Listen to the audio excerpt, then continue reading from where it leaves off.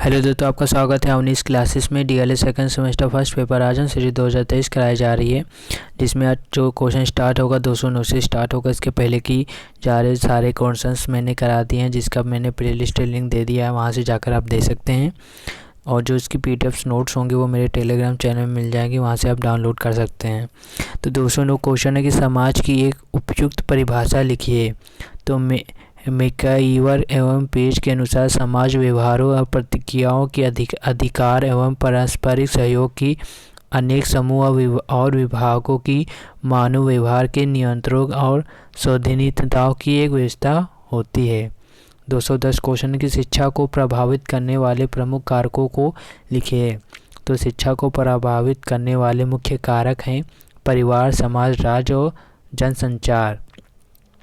211 question है शिक्षा के सर्वभीकरण से क्या आशय है। तो शिक्षा के सर्वभीकरण से आशय विभेद रहित शिक्षा से है। संविधान की धारा 29(2) में देश में सार्वभौमिक शिक्षा की व्यवस्था की गई है। 212 क्वेश्चन है कि बाल श्रम से क्या अभिप्राय है। जो श्रम 14 वर्ष से कम बालकों द्वारा किया जाता है वह बाल श्रम कहलाता है। 213 क्वेश्चन है कि वायु प्रदूषण के मूल रूप से कितने स्रोत माने जाते हैं। तो 2 स्रोत माने जाते हैं, प्रकृति स्रोत, मानव स्रोत। 214 क्वेश्चन है कि जल संचयन से आप क्या अभिप्राय है। तो जल संचय से तात्पर्य जल के संसाधनों पर नियंत्रण रखना तथा उनका विकास करना, या संरक्षण सतही तथा भूमि के अंदर के दोनों ही प्रकार के जल का करना होता है तथा जल के प्रदूषण पर भी नियंत्रण रखना होता है। 215 क्वेश्चन है कि प्राचीन काल में 2 वेद के ज्ञाता को क्या कहते हैं। तो प्राचीन काल में 2 वेद के ज्ञाता को वसु कहते हैं। 216 क्वेश्चन है कि प्राचीन काल में 3 वेद के ज्ञाता को क्या कहते हैं। तो प्राचीन काल में 3 वेद के ज्ञाता को रुद्र कहते हैं। इसके बाद 217 क्वेश्चन है कि प्राचीन काल में 4 वेद के ज्ञातों को क्या कहते हैं। तो प्राचीन काल में 4 वेद के ज्ञातों को आदित्य कहा जाता है। यह 218 क्वेश्चन है कि वैदिक शिक्षा में 5 वर्ष की अवस्था पूर्ण करने के बाद जब गुरुकुल में प्रवेश लेता था तब कौन सा संस्कार किया जाता था। तो वैदिक काल में 5 वर्ष पूर्ण करने के बाद गुरुकुल में प्रवेश के समय चूड़ाकर्म संस्कार किया जाता था। 219 क्वेश्चन है कि वैदिक काल में गुरुकुल में प्रवेश के लिए भेजते समय कौन सा संस्कार कराया जाता था। तो वैदिक काल में उपनयन संस्कार कराया जाता था। इसके बाद 220वां क्वेश्चन है कि उपनयन का शाब्दिक अर्थ क्या है। तो उपनयन का शाब्दिक अर्थ है गुरु के पास ले जाना। 221वां क्वेश्चन है कि बुनियादी शिक्षा का अर्थ बताइए। 2019 में पूछा गया क्वेश्चन है। तो भारत के स्वतंत्रता आंदोलन के समय गांधी जी ने सबसे पहले बुनियादी शिक्षा की कल्पना की थी। आज उसे विश्वविद्यालय स्तर पर फाउंडेशन कोर्स कहा जाता है। इसकी पृष्ठभूमि में गांधी जी की बुनियादी यानी बेसिक शिक्षा से था। उनका मानना था कि बालक शिक्षा प्राप्त करते समय व्यवसाय पारक भी बने, जीवोपार्जन करना भी सीखे। ये पीडीएफ आपको मेरे टेलीग्राम चैनल मिल जाएगी, जिसका यूज़र नेम ये है। उसका लिंक अपने डिस्क्रिप्शन के नीचे दे दिया, वहाँ से जाकर आप ज्वाइन हो सकते हैं। अब इसमें जैसे स्मॉल लेटर में अवनीश क्लासेस लिखेंगे तो आपकी पीडीएफ ओपन हो जाएगी। इसके बाद हम देखेंगे 222वां क्वेश्चन क्या है। छात्र छात्रों में मूल्यों के विकास हेतु कौन कौन से जनसंचार साधन हैं। तो विचारों का प्रस्तुतिकरण लाइव वीडियो द्वारा, समाचार पत्रों द्वारा। 223 क्वेश्चन है कि जल संचयन का मूल सिद्धांत क्या है। तो जल को एकत्रित करना तथा जल को संचित करके भविष्य की मांग को पूरा करना। 224 क्वेश्चन है कि वैदिक साहित्य में शिक्षा शब्द का प्रयोग किन अर्थों में किया गया। तो विद्या, ज्ञान, बोध और विनय से किया गया।